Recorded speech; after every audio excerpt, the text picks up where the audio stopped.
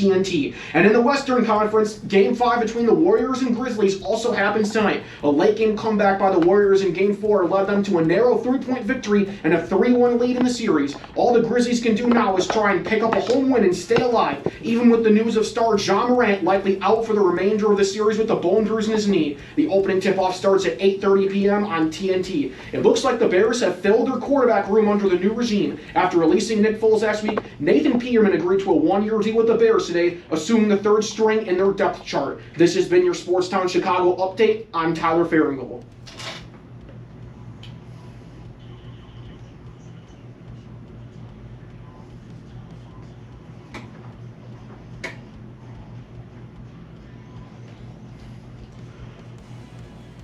Hello and welcome in everybody to another episode of The Winner Circle. So glad you guys are able to join us here tonight on this very hot and sunny Wednesday here at Illinois Media School here in Lombard. If you're listening on SportsTownChicago.com or the TuneIn Radio app or wherever you are listening, we greatly appreciate it. Thank you guys so much. As always, I'm your host, Tyler Farringle, and alongside me is Tyler Clausen, aka TC. As always, my co-host TC, what's going on, man? Glad to do another show beside you today. Oh yeah, I'm glad to be here in the studio where we get some fantastic AC. That really does it for me, really gets me through this heat wave. Absolutely. Well, I'm going to enjoy the heat wave just as much as you are over these cold temperatures the next week. Well, you don't want to miss what we have in store for you guys today. We're going to talk all things MLB in the first half of our show. Then we'll talk about the Bulls and the rest of the NBA playoffs on the second half of the show. I mentioned we're going to be doing all things MLB. We'll first start with the local teams, the White Sox and the Cubs in this first segment. We'll pick up on the rest of the MLB on a little bit, but let's start with the Chicago Cubs and the Chicago White Sox. More importantly, the team that's actually winning games right now, that will be the Chicago White Sox. They have won 7 of their last 8, and really, if they didn't blow that 6-run lead going into the ninth inning on Monday against the Guardians, they probably could have won 8 in a row. All it took was one swing of the bat for, I believe it was Josh Naster or somebody like that on the Guardians to tie the game from the ninth, and then he again hit a 3-run homer in the 11th inning to put the Guardians up for good. But TC, it looks like there's some optimism for the Sox. They got off to that incredibly sluggish start with all those injuries, and they did make some moves this week,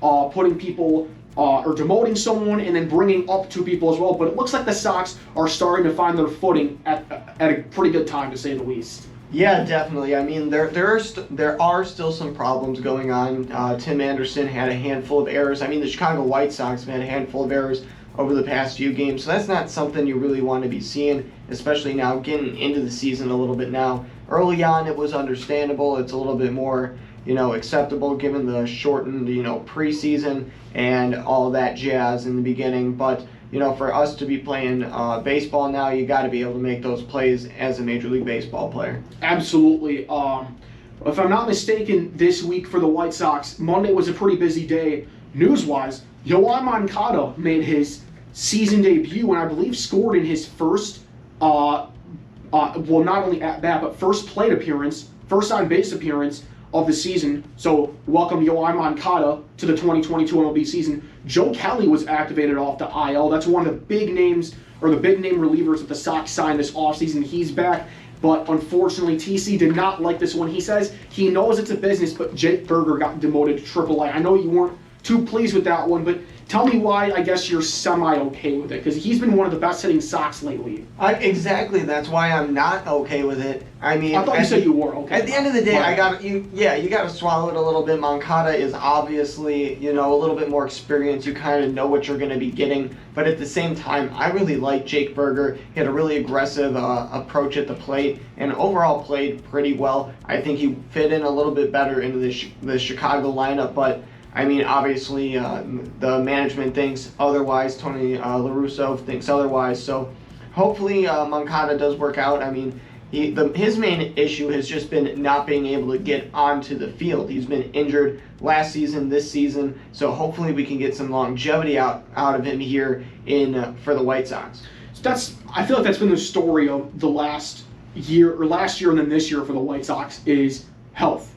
Which guys are able to stay on the field for majority of the season. Even Tim Anderson, I think had one injury scare last year, but there were a couple instances where I think last year he got suspended a game for something. This year he flipped up the middle finger at one of the fans and got a suspension that was not reduced to a fine. But even just like even the best guys who have had no really injury issues have also had their moments where they've had to miss games. But thinking about this last week, I was driving going to get lunch at work, and it just kind of dawned on me. It's like the White Sox, it's not an issue of who you aren't going to, or who you are going to play, it's who aren't you going to play. Because think about it, TC, when this team is healthy, everybody, I mean, has no injury issues. This is one of the most stacked and maybe one of the best teams in baseball. I mean, they have like 10 to 12 guys that you would start on pretty much any team, but since they're all on the same team,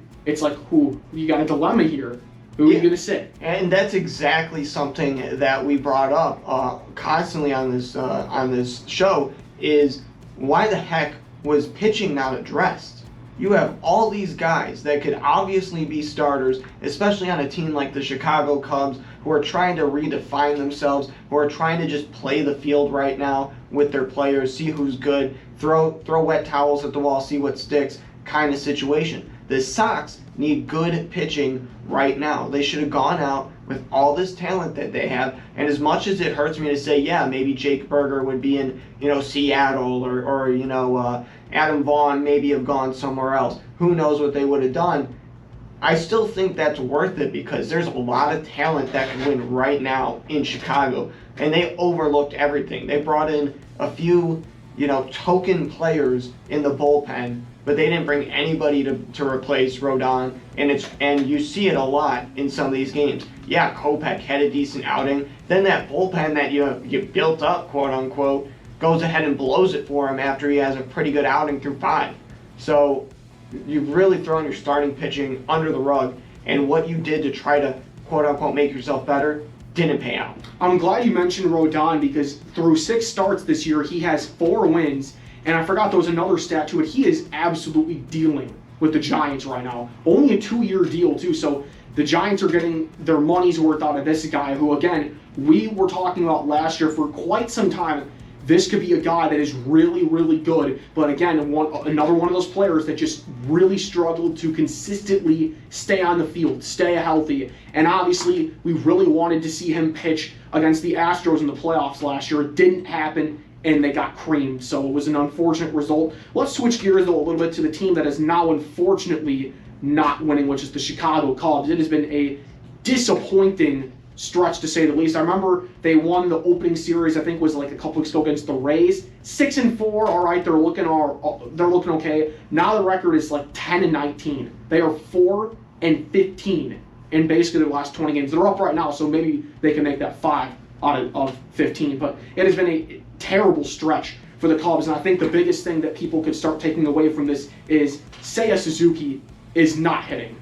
He is playing terrible. He is, and it's not just him. It's my boy Patrick Wisdom not hitting at the plate, striking out, looking multiple times. It's one thing to go down swinging. It's one thing to get fooled on a changeup or some off-speed pitch. It's another thing to just not swing at all, get fooled every time. Because when you don't swing, it's not just in that moment that you look bad. It's what was this guy doing all week leading up to this game, or the day before, the day of? How is he not watching the scouting report, knowing what this guy's going to throw? I'm not saying he has to know it 100%, but you should have some sort of idea when this guy's got you 1-2, this guy's got you 2-2. What is his pitch? What is he going to throw to you? And if you are frozen like that, that shows you have no idea what was coming. So maybe he came with you with something he doesn't normally throw. I'll give you that.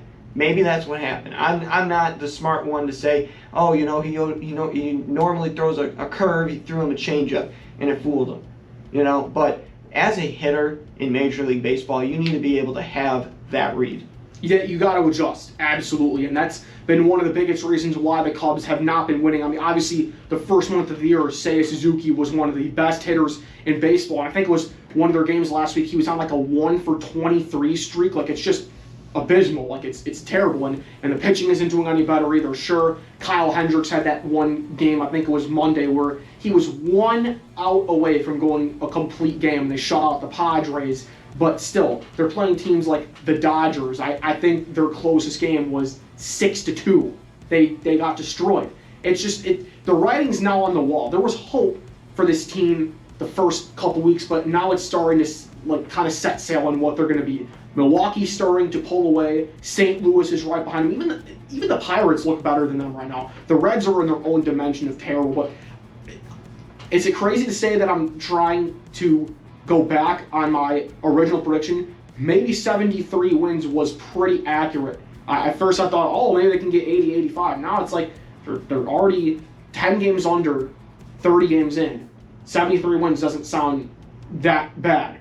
Not as realistic, but it doesn't sound as bad as what I predicted about a month ago. Exactly. It sounds a little bit more reasonable at this point. It doesn't sound as far-fetched, especially because they keep changing up the lineup. I understand, you want to mess around with it a little bit, make sure you're putting in who you want to put in, but at this point in the season, you got to know who's going to play. You need to get a good amount of time for these players to know who they are. You don't need to have somebody else play right field if Seiya Suzuki is going to be your right fielder going forward. No need for it. You can have anyone else go out there because Seiya should be the guy that's out there every night. He should be getting the reps. He should be getting the at-bats. And that's one of the reasons why, he struggles a little bit. He's in and out of the lineup. He doesn't have that consistency. Give him that consistency. In that game last night, he wasn't in. And he went to pinch hit. He got a hit out of it. And maybe that's an extra bat that the Cubs could have used throughout the game. Because obviously it was a little quiet last night with those bats. So good to see they're awake for this game. But at the same time, Seiya Suzuki, if he's going to be the right fielder, put him in right field. Stop switching the positions up. I hated that too. David Ross has done that way too much. I wanted there to be a specific lineup that they wanted to do. And if a guy gets a day off every now and then, like we saw Luis Robert do with the Cubs series, totally fine. But I didn't want there to be like what he was doing with, we're gonna put this guy there and that guy there. It's like cut the crap. Just put everyone where they're meant to play. Someone though who I don't think should be in the lineup anymore, solely because his fielding and his contract, is Jason Hayward. The guy can't hit. The guy cannot hit. He's been a huge liability in the batting lineup his entire tenure with the Cubs, and that's something that I don't think I want to see Chicago or the Northsiders do anymore. I think TC can agree with that as well. Hayward's just been terrible in the batting lineup. Yeah, exactly. It's kind of like Jose Abreu when he doesn't get one home run, that's his one hit for the week. That's it. That's all we get from him. I think he did hit an RBI yesterday, so good call, TC. Coming up though, we're gonna go around the rest of the MLB. Which teams are hot and which teams are not right now. They're only in 2 major locations. You'll want to find out who those are next. This is your home for sports. SportsDownChicago.com. That was good. Joe's Hot Dogs. I was like, is it gonna go? What's up? The commercial, it wasn't making any noise. I was like, hello? With Joe's Hot Dogs for 3 generations. Golden fries with a tad bit of salt in the See, look, it still says another hour and 28 minutes. Oh, you didn't plug the White Sox, bro. Ah. Go flavor to the suburbs. That's damn. Joe's Hot Dogs across from CVS. Whatever, I shared it anyway. At the football game, Jim shows the telltale signs of being. What's going to be what's the baseball one again? I don't know. Muscles as gunboats. He screams. We don't have a baseball one. I thought we do. Jim streaks the field. No. It's easy to tell. Oh yeah, the no-hitter thing. But what if you have just one too many to drive? Never underestimate just a few. You keeping an eye on the Cubs game? Yeah. It's still 5-2. They're in the bottom of the 6th now. There are everyday actions to help prevent the spread of respiratory diseases. Wash your hands. Avoid close contact with people who are sick. Avoid touching your eyes, nose, and mouth. Stay home when you are sick. Cover your cough or sneeze. Clean, disinfect infect frequently touched objects. For more information, visit cdc.gov/COVID-19. This message brought to you by the National Association of Broadcasters and Windy City News Radio.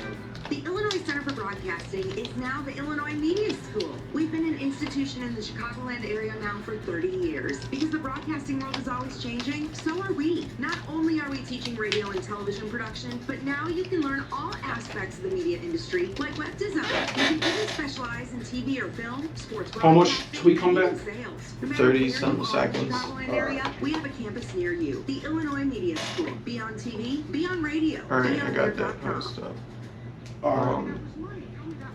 Yo, Alright, check us out. We are the go-to guys. I'm your boy Space. I guess we could do the, Check oh yeah, us the out every Angels. Thursday for 4. The no-hitter thing. Spitting all facts, all sports, all day. I'm gonna mention it right away. Alright. Go to with the club. Keeping you up to date with all the latest sports news. We are. Go-to guys. Where else you gonna get all your sports news from? You know. SportsTownChicago.com. 3, 2, 1, Anderson.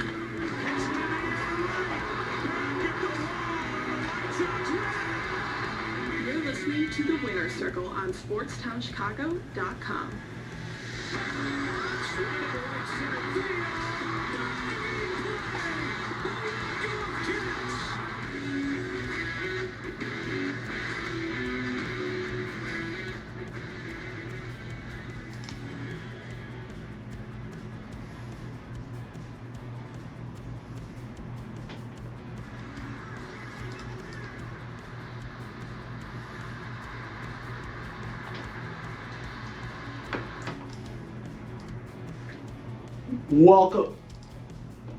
Welcome back to the Winner's Circle. And in case you missed it last night, the Los Angeles Angels threw a no-hitter, and it was the first time one specific person has thrown a no-hitter this year. Remember, a few weeks back we had the New York Mets throw a combined no-hitter, but last night Reed Detmers became the youngest player to throw a no-hitter in the MLB since Anibal Sanchez back in 2006. And I'm going to throw this question out to you guys right away. Do you think there will be another no-hitter this year? I'm talking only one guy. Do you think a single pitcher will be able to throw a no-hitter this year? Let us know on our Instagram at TheWinnerCircle22. My answer is 100% yes. I think we will see at least 2 to 3 more no-hitters, but let me know what you guys think. But speaking of the Angels, though, what an incredible start it has been for them this year. They are currently leading the AL West at 21-11, something that we didn't think we'd see. Quite honestly, I thought the Astros were going to be the favorites in that division. Even the Mariners, they had a pretty nice offseason. But the Angels are always one of those teams that they have talent, but they're never able to fully capitalize and utilize it. Like, they got arguably the 2 best players in baseball, Mike Trout and Shohei Ohtani, and they also have the 2019, I believe he was the World Series MVP, and Anthony Rendon on their team as well, who's been kind of quiet since he joined the Angels in 2020. But the Angels are off to an incredible start, and that's what we're going to start off this baseball segment with today. TC, it has been a great start for the Angels, and actually both LA teams, the Dodgers and the Angels, both have over 20 wins, and they currently lead their division. The City of Angels should be pretty happy with what's going on with both of those teams right now. Oh, absolutely. That's one of the things I was actually thinking of. You know, a lot of people say it doesn't pay to move to California, but if you're a baseball team, if you're a sports franchise, it seems like it definitely does pay off in terms of greatness and some runs in terms of the Angels and Dodgers. Yeah, Dodgers, obviously, I think they were prematurely going to be one of the World Series favorites. I mean, they still have that incredible team from last year, and then to make matters worse for the rest of the MLB, they got Freddy Freeman away from the Braves to play first base. Like, how scary is that? The Dodgers are going to be the Dodgers. But again, the Angels have been sneaky good, and they've been winning games too. There's another star for them that has been really, really good. Taylor Ward. I forgot what position he plays, but again, the Angels seem to be gelling really well. And I can't help but notice a similar guy on the or in the manager's seat for the Angels, that would be one Joe Madden, who broke the drought with the Cubs, 108 years. So Joe Madden finally having success with the organization that he was a part of for a long time before he became the Tampa Bay Rays manager.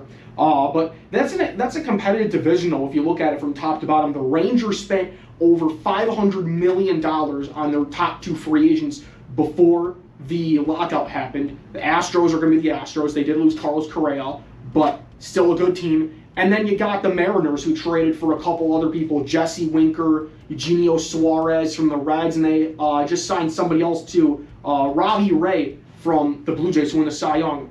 Angels got their work cut out for them, but I think if they really continue to carve up pitchers, and obviously with last night, Reed Detmers throwing the no-hitter, they scored 12 runs. So early in the year, but Mike Trout, I think, deserves a shot at the playoffs. The Angels have been garbage for far too long. I don't know about UTC, but what do you think of the Angels' chances to potentially keep this up and win the AL West? Oh, it's one of those things that I'm hoping for, but also not hoping for at the same time, because it's like, how much money do they have to throw into this organization for them to actually be able to take home a ring? And that's something that just concerns me, because that's what really causes these balloons in salaries throughout Major League Baseball. It's not because they need to be paying out this money, it's because they've failed with 80, 90, 110, 130 million dollars, that now we got some of them eclipsing $200 million, and now it's just ridiculous.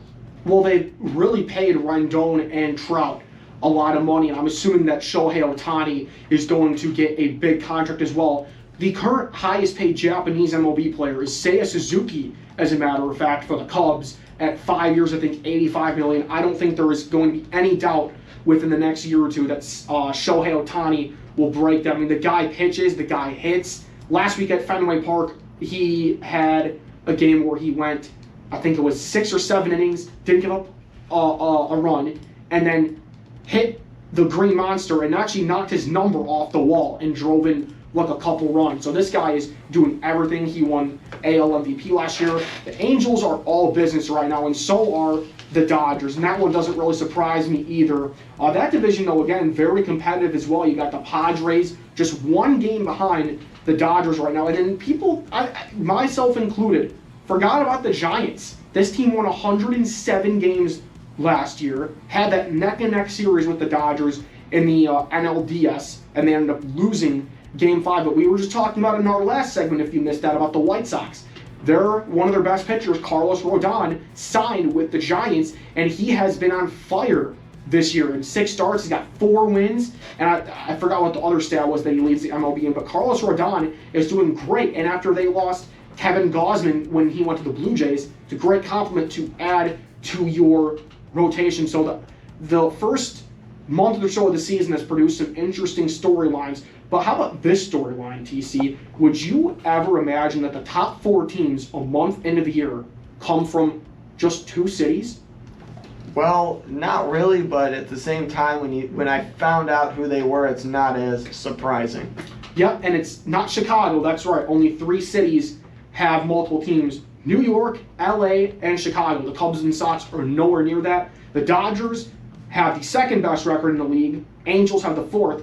Number 1 and number 3 belong to the New York teams, the Yankees and the Mets. And the Mets, I think everybody had on their radar as a potential sneaky team, but I don't think anybody had them being like, whoa, they're off to a hot start, because when Max Scherzer signed there for like $37.5 million a year, maybe it was around $40 million a year, people were automatically thinking him and DeGrom have to be the best 1-2 pitching combo in baseball. Like, there is no question. And with the news that Jacob DeGrom was not going to be ready for the start of the year, he's in fact making strides, but we don't know when he will pitch. Max Scherzer has looked excellent, and the Mets batting lineup as well has really taken a step forward. Pete Alonso is his same old self. He's contributing really well. Francisco Lindor is fitting in there as well. Everything seems to be fitting really well for the Mets, and they got an old name back in the manager's chair in Buck Showalter. So the Mets look to be on a great start. Everybody, including myself, thought that the Braves were going to be the team to beat in the NL East, but it looks like the Mets are off to a great start, and I think TC agrees with me as well. Once Jacob deGrom is back and healthy, everybody knows that guy's stuff is that guy's stuff is nearly untouchable. Him and Scherzer actually on the same team, 1-2, that is nasty.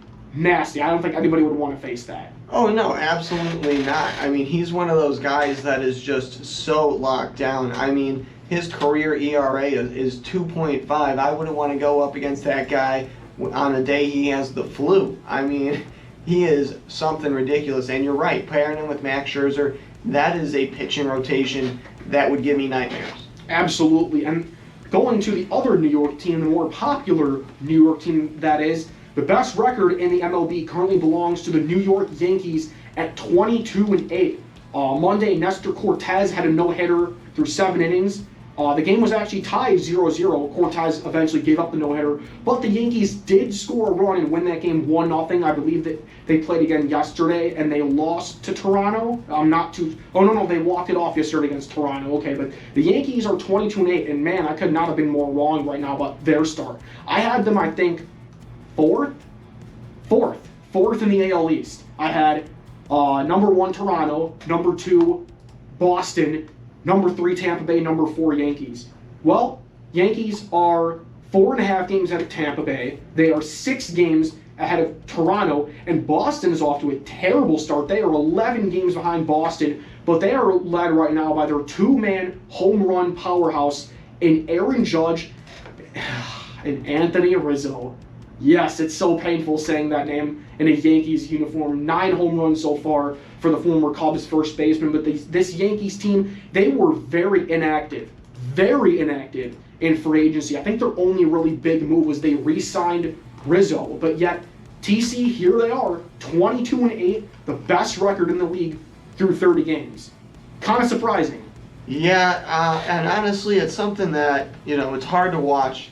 Personally, for me, New York has always been one of those teams that's just plagued the league with its greatness for so long that it's like, just let somebody else have this one. Come on, just let another team get the opportunity. And no, they got to do what they do and just be on point all the time. So shout out to the New York Yankees. You guys somehow always figure it out. It's almost ridiculous. I know, and last year, going into this year, I thought there was a real chance that, could we see the division actually be taken over?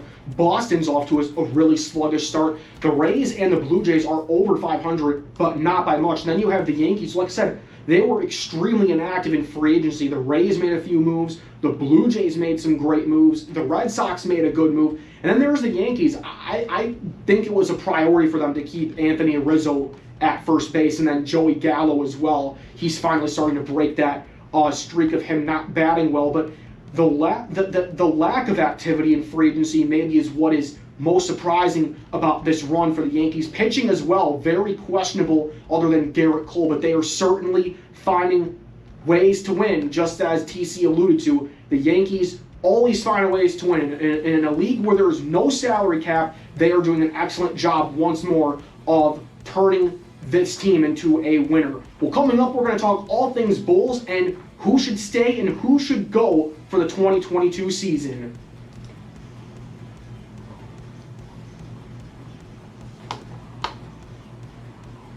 I'm TC with your Sports Town Chicago update. Right now in the Cubs and Padres game, it is the bottom of the 6th inning. It is an 0-2 count with 2 outs with Scott E. Frost trying to get out of a bases-loaded jam.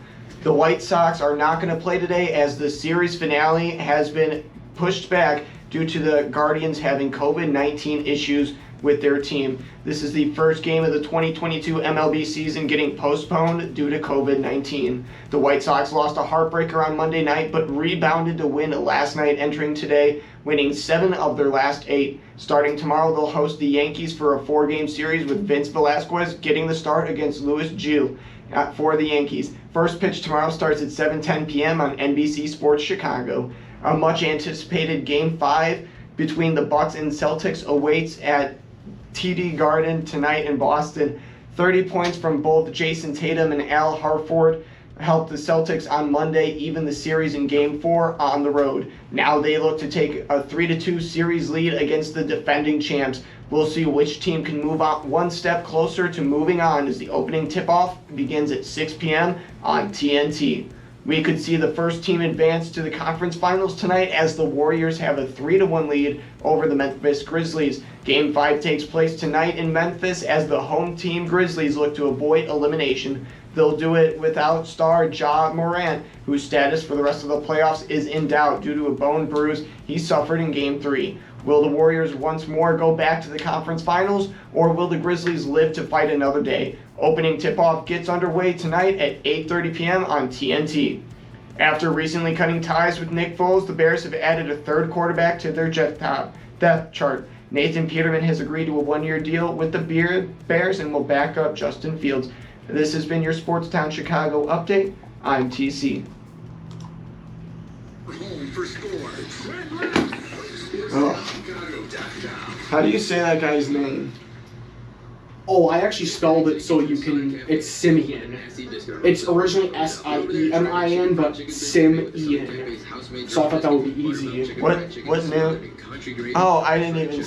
No, not Simeon. I didn't even see it. I had to wrap that one up. I was talking about Luis Gil. Oh yeah, that's how you say it. Oh, okay. All right, I won't mess up this rejoin this time. I promise. Yeah, I'm going to ask what was. So I accidentally lowered the whole thing instead of lowering the pod this time. Oh. Because that's what I'm used to doing at work. You know, we fire the individual things. Gotcha. But yeah. I heard that. Reduce your risk of cancer, diabetes, heart disease, and stroke. Get active, eat right, and maybe even run into Mr. Right. Isn't sisterhood beautiful? God More damn it, information, asshole. go to everydaychoices.org. Brought to you by the American Cancer Fucking Society, internet. the American Diabetes Association, the American Heart Association, Oh. the Council, and this. That was pretty good though. It Yeah. wasn't great at all. In fact, it was pretty bad. But overall, I like the way I sounded more than anything else. I feel like that's usually a big problem with the way I do it. Okay, what are we doing now? Levine? Yes. We'll help you get back on track. You can do it, and we can help. Call today or visit creativecreditsolutions.net for your free credit check report. Blow the whistle on SportsTownChicago.com. Mondays and Fridays from 2 to 3 p.m. as we talk NFL. The game plan was really sound. The quarterback league. It still is. Franchise-defining quarterbacks. College football. Will Jim Harbaugh make it through the season as Michigan's head coach? Some more Big Ten talk. And here's some things you wouldn't expect. I would never expect that. Get all of that and more on Blow the Whistle on SportsTownChicago.com. Welcome, don't get it. Oh, my face. Do you have your ticket?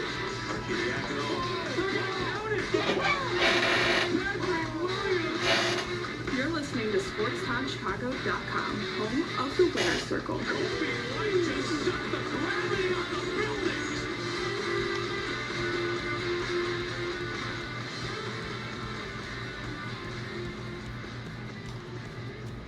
You know, I think this is like the Jazz situation with Gobert, where you absolutely are going to keep him. You want to keep him. You need to keep him.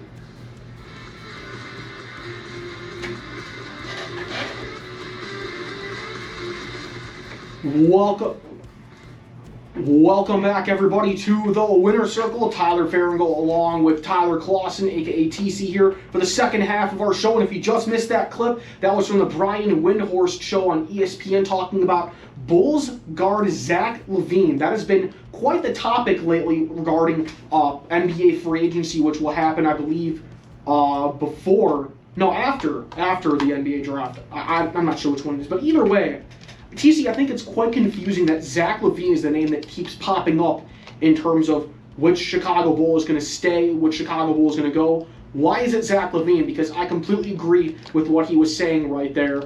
I want Zach Levine to remain a Chicago Bull. I don't know how much money they're going to have to pay him, but I know it's probably going to be in that Supermax extension range, which is probably like a 5-year, probably $200 million something deal. I don't know the exact number, but it's going to be a lot. It's going to be those amount of years for around $150 to $200 million. But bottom line, I want Zach Levine to be on the Bulls. I think he should be a part of what they are trying to build up to be.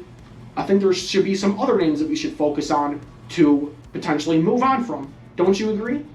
Oh yeah, absolutely. It's hard to say that you should move on from Zach Levine, but at the same time, there's somebody that apparently thinks it would be a good decision for Zach Levine to be moving on. That person is former Chicago Bear Allen Robinson II. He tweeted out Zach Levine to Dallas or Portland would be a super nice fit. So personally for me, I'm going to have to say no to that. No, to Dallas would be, well actually honestly to Dallas would probably be pretty fun, but Portland, nah, that wouldn't be all that fun. But you know where it'd be best? Here in Chicago, if you had a better center with him, a nice little pairing with him, I think that'd go a long way. Oh yeah, I completely agree. Well, the Mavs are pretty much set. Jalen Brunson has performed extremely well alongside Luka Doncic, so they have their two guards right then and there, done.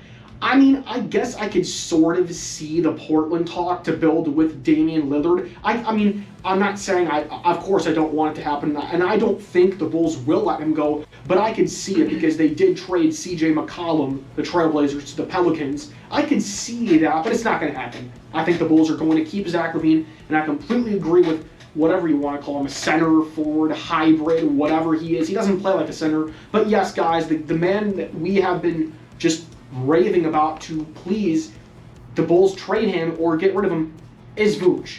Very easy answer, but again, I just don't think he fits what this team is looking for on offense and their ultimate goal to win a championship. I just don't. He's been more outside of the paint, taking threes, taking big shots, missing them more so, and that leaves nobody up to rebound. And I think you need a true center, a true big man who knows how to play in the paint on a consistent basis. I think that's what they need to look for. I don't think Levine is the person they need to move on from. I think it's Vooch, and I think if you want to package somebody in there, I'd say maybe Kobe White as well. I think Io fits a little bit better than Kobe White, and I think they have a little bit too many guards right now with Levine, Caruso, Io, Kobe, and is DeMar considered a forward? I think he is, but bottom line, I think Vooch and Kobe should be a package. Exactly, and that's the thing is, you know, if DeMar was a little bit bigger or a little bit bulkier, one of the two would take your pick. If he was a little bit more sizable, then Vucevic, being a little bit more, outside of a shooter kind of guy, would be more acceptable. But there is no forward. You know, Patrick Williams a little bit bigger, a little bit more that role, but at the same time, still doesn't fill what Chicago needs down low. So Vooch can't be a guy that's out there. If DeMar was a little bit more physical, like LeBron James-esque in size, then maybe Chicago can find a way to keep Vooch here in the city and be efficient with him. I don't think they can be efficient when they kind of lack a big presence underneath with Vooch on the court, to be honest. And his style just doesn't fit the way the Bulls want to run as an offense. Your two guards should be the ones taking those big shots. And I think Vooch probably takes more threes than DeRozan.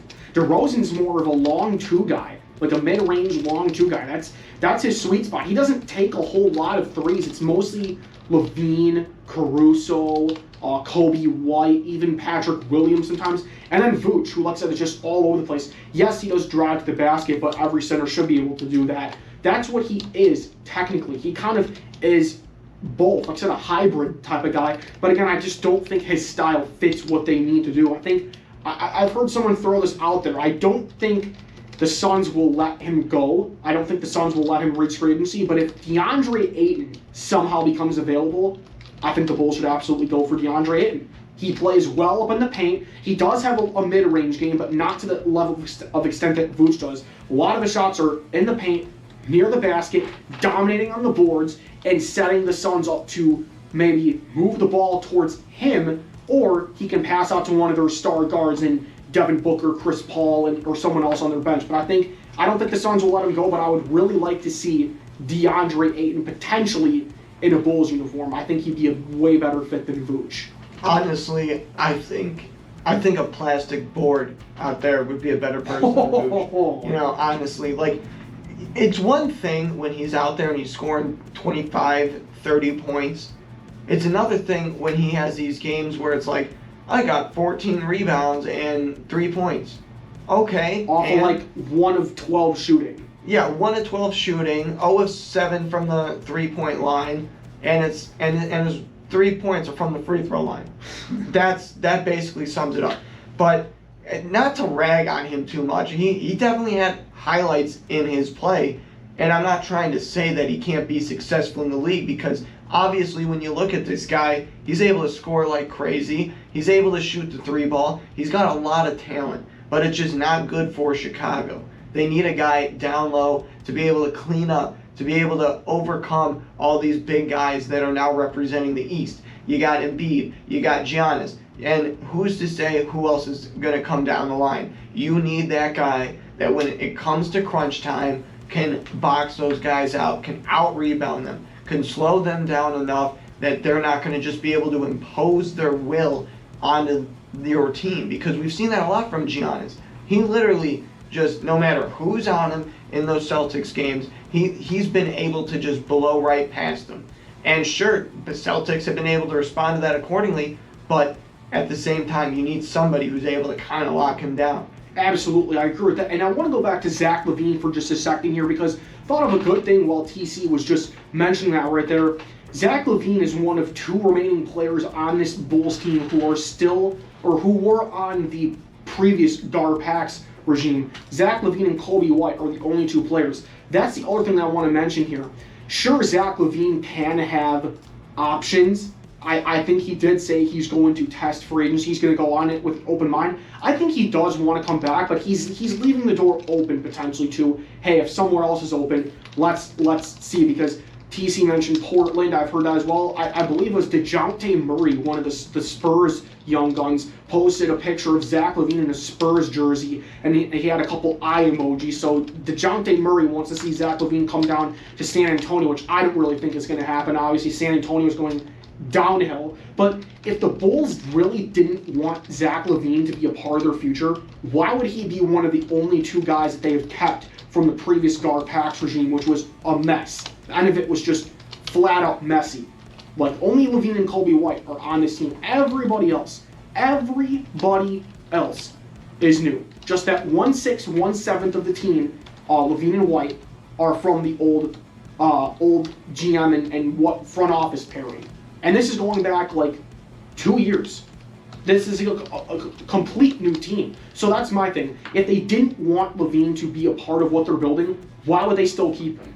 Why would they still not want him? Because I think they clearly do want him. Exactly. And regardless of how much this is DeMar's team now, regardless of how good anybody else gets, Zach Levine is always going to be the Batman to DeMar's Superman. You know, he's always going to be right there with him, fighting alongside of him, because everyone needs a sidekick in today's NBA. I mean, shoot, even in the 90s, you know, Jordan needed his Pippen. Yeah. Exactly. So that's exactly what DeMar needs. He needs someone to help him lock this team down and ignite this offense. And to go a little step farther, how about Karl Malone and John Stockton, the deadly duo from the Jazz, the team that the Bulls beat in their last 2 90s three-peat titles, the 97 and 98 finals. Those 2 were superstars as well. But bottom line is, guys, Zach Levine, I think, needs to stay a Chicago Bull. I think it's clear that the organization wants to move on from him. Let us know what you think, though, on our Instagram at the Winner Circle 22. Coming up, there were a few games that happened last night in the playoffs, and a few that happened tonight. We'll talk about them next. Good job, man. Good job. What's up, Chicago? And I mean, looking for good urban food 24/7? Come down to White Palace Grill, located 1159 South Canal Street in Chicago. Is anyone saying anything? No. Some spam account commented on the post.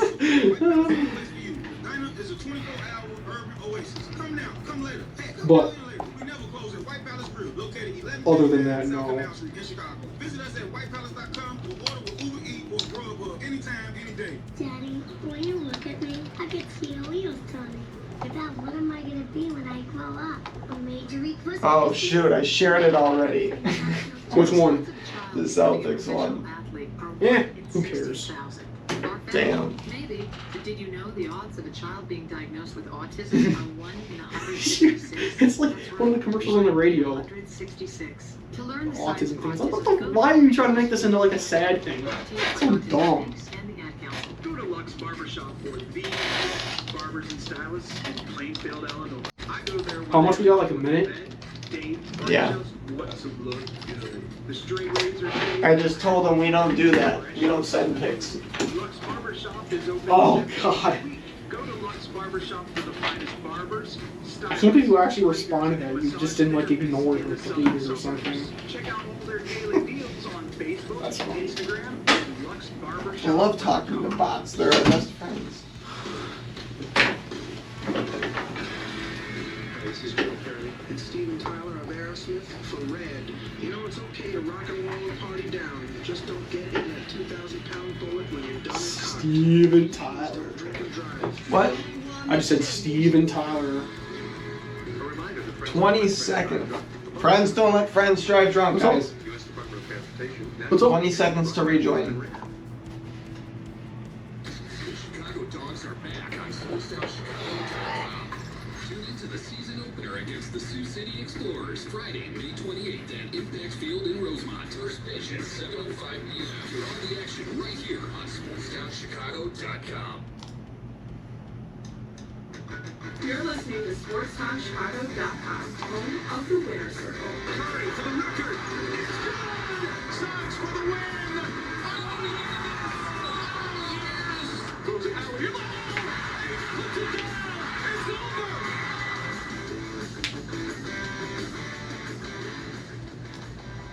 Seconds. Springer. And the Miami Heat answer the bell. They will stay perfect at home in the playoffs.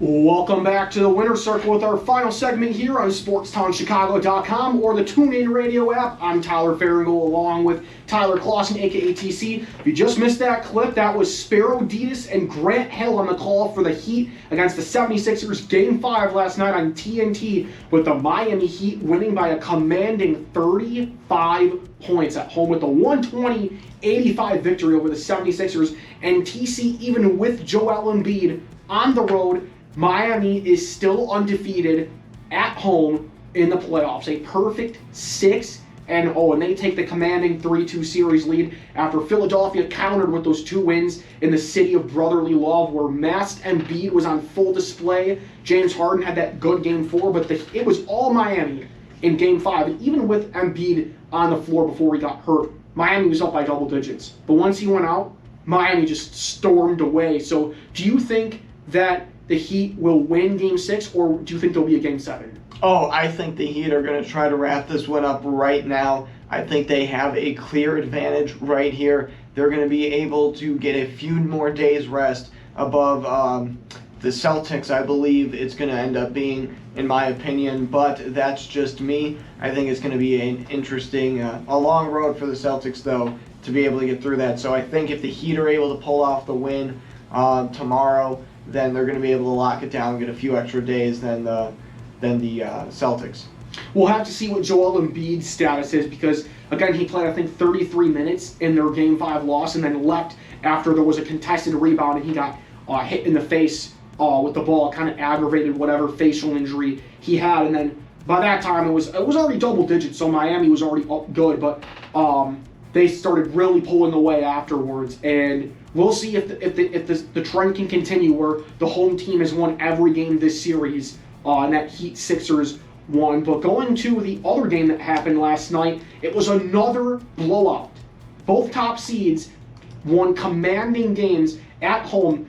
The first game was 35 points. The next game was 30, as the Phoenix Suns, after a close first half, pulled away from the Dallas Mavericks 110-80. And Dallas shocked me, shocked a lot of people by winning those 2 games down in Big D. But Phoenix was all business last night. I went to bed, I think it was an 11-point Phoenix lead, and I woke up and I was like, whoa, 30 points. I wonder what happened to Dallas. But again, Phoenix, I was talking about them, same as Miami. They play great team basketball. They don't have to rely on too many people to really be the star of the show. Devin Booker only had 28. He had like 20 through the first half. So it was a great team effort by Phoenix to collectively get the win last night against the Mavericks. Yeah, and it really does seem like these teams that are able to kind of share the ball and share it well, when guys get the opportunity, they're taking full advantage of that opportunity, making sure to drain those open shots, and that's, just reflected in the stat sheet itself. It is obvious that these guys are, when they get the ball, they make sure something happens. Not something you could say about every single person on this team, especially on that Mavericks team. There were some guys that just couldn't seem to get passing down. They didn't understand. It seemed like that the other team could put their hand in there and try to snatch it away. Specifically, who was that? Let me just double check really quick. It was Jalen Brunson. He seemed to be just throwing the ball away all game for like no reason. It's like the defender's literally right there, and he's just like, I'm going to try to soft bounce pass, and he pretty much bounces it right to the defender. Well, that's been the story of the playoffs, the Mavericks. It's been pretty much everyone other than Luka Doncic, and then Jalen Brunson occasionally. Like last night, Doncic had 28, Brunson 21. The next leading scorer for the Mavericks, 10 points. Meanwhile, you have the Phoenix Suns over here, Booker 28, Ayton 20. Then you had Mikal Bridges 14, Johnson 14. Phoenix has way more guys to pass the ball around to and win collectively as a team. So we'll see if the top seeds are going to be able to get it done on Thursday. Moving though to tonight, or should I say 8 minutes in time, we get game number 5 between the Bucks and the Celtics at TD Garden. Boston had an incredible fourth quarter comeback in game 4 on Monday against Milwaukee. I believe they outscored them like 33-16 or something in the fourth quarter. I really thought Milwaukee was going to win game 4. I thought, oh no, here we go. They're going to start storming through everyone again en route to the finals. But nope, Boston is not letting up, and it was kind of led by not just Jason Tatum, but 35-year-old Al Horford. Put up his playoff career high 30 points. What a performance by him in game 4. Yeah, for real. And I'm sure you guys have seen that social media post from Al Horford's cousin posting that clip up there about her saying she recognized the face, the look that he was making. Oh, and she Giannis? knew. Yeah. And she knew. Oh, it was his wife. I his wife? saw that. My bad. I saw that. Yeah. Okay, I guess no, you're good. I got hit with that fake news on social media. It's all right. No, I did see that though. But yeah, his wife letting us all know she knew that the Celtics were going to come out and be on top of that game. So mad props to her. Boston, though, again, what a huge win on the road. Milwaukee has been obviously the defending NBA champs. Not the number 1 seed, but a lot of people did have them as potentially the favorite to come out of the East.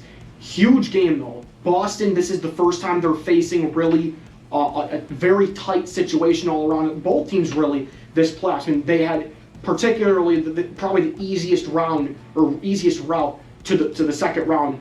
Bucks 4-1 over the Bulls. Celtics a commanding 4-0 sweep over the Nets. So I really am anxious to see if it's going to be, again, the stars lining up for Jason Tatum to take control for Boston or for Giannis to take control for Milwaukee. No, it's going to be Boston, baby. Boston all the way to the parade, man. I hope so, too. But the number one thing, though, that I'm interested to see for the Bucks is that first round series against the Bulls. It was everyone but Giannis stepping up and contributing. This series, they've had to rely heavy on Giannis. Do you think they're going to have to rely heavy on him to win tonight, or do you think they can have some good contributions from other players? I think it's going to have to be a collective effort. But speaking of collective efforts, though, the Golden State Warriors, they have a 3-1 lead over the Memphis Grizzlies. Your favorite to win this NBA Finals this year, but unfortunately not going to happen.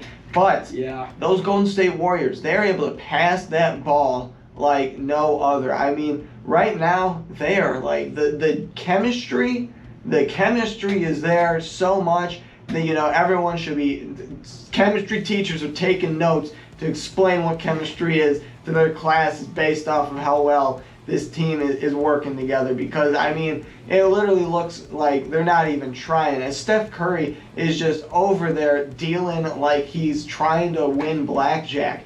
This guy's insane. I mean, the passes he made, the looks he had, he got people, I should really say, were impeccable. I mean, I just remember one play. I mean, all of a sudden, less than 4 seconds on the shot clock, rifles it in right underneath the basket for the easy slam. I was like, where the heck did that come from? The ball just teleported right into his hands. Well, they have been doing this for a while now. I mean, they have been together as a core group for the last 7 years, but it is a shame to see that this series is the only one that is not 2-2. And with John Morant being out for probably the remainder of the playoffs with that bone bruise in his knee, it's looking like it's going to be a for sure thing that Memphis, I don't see them winning 3 in a row. I don't see them winning tonight, but they have to win 3 in a row. Very tough task to do without their star player. Although I will say they played extremely well for about 45 minutes of that game 4. They were winning they were winning the entire way. I forgot who was anchoring that team, but Tyus Jones played well for Morant.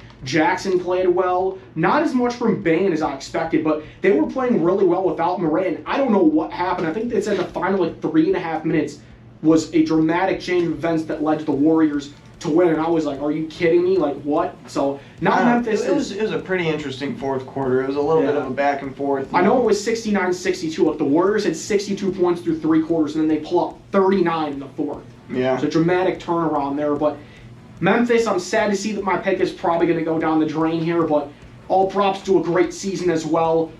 They have a young group to build around for the future as well, but let me know what you guys think on our Instagram at the Winner's Circle 22. Bucks and Celtics, very important Game 5 tonight. Who is taking the 3-2 series lead? We want your opinions and feedback, so let us know on our Instagram at the Winner's Circle 22. Well, that's going to about do it for our show today. TC, any closing remarks for today? Yeah, make sure when you guys go check out our Instagram, you make sure to go click that link for our YouTube and give us a subscription there. We're going to be doing a giveaway at 50 subscribers so we can live stream to you. That's a gift everyone's going to get, but some lucky subscriber is going to get something else as well. When we get closer to that number, we will give you guys an update as to what that gift will be. Until next time, stay classy. Absolutely. Well, I hope to hand most of you guys off to